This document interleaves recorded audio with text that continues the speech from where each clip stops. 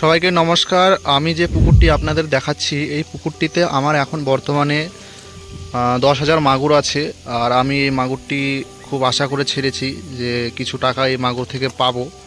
আর আমার এটি প্রথম কোনো দেশি ক্যাটফিশ চাষ করার এটা প্রথম আমার ধাপ।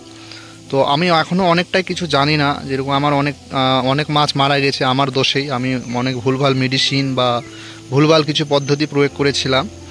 তো বর্তমানে এখন আমার কিছু মাছ হয়তো 10,000-এর মধ্যে আমার অর্ধেকই মারলাম, তা 5,000 মাছ আমার এখানে আছে। তো আমি যে খাবারটা দিচ্ছি সেটি হচ্ছে কার্গিল কোম্পানির, বর্তমানে আমি 2mm খাবারটা দিচ্ছি সিপি।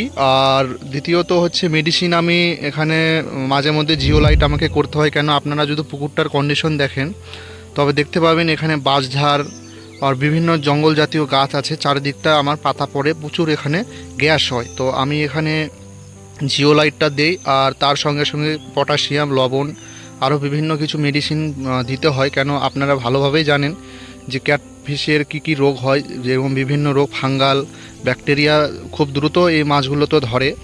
তো আমাদের 15 দিন বা 1.5 মাস পরই একটা করে মেডিসিন করতে হয়। তো বর্তমানে আমার মাছ এখনও অবধি ঠিক আছে, আর আগামী দিনে জানি না কি হবে। তো আমি মাছটা বেশি দিন রাখবো না। এটা আমার কাস্টমার এখন আমার বাড়িতে আসছে যে মাছটা আমাদের দিয়ে দাও, ওরা পুকুরে ছাড়ার জন্য আমার প্রচুর এখানে আমার আসছে। তো সম্ভবত আমি কিছুদিনের মধ্যে মাছটি আমি ছেড়ে দেব। তো এখন বর্তমানে বর্ষার সময় চলছে, তো পুকুরে প্রচুর জল হয়ে গেছে, তো তার জন্য আমরা মাছটা ধরতে পারছি না।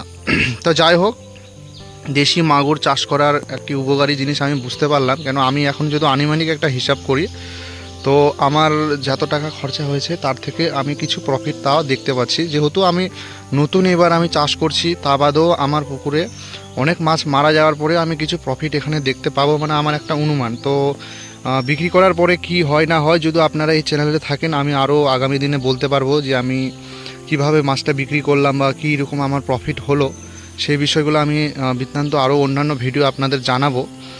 তো যাই হোক, এইটুকুই আপনাদের বলা ছিল যে আমি এবার প্রথম দেশি মাগুর চাষ করলাম, তো কেমন কি হয়।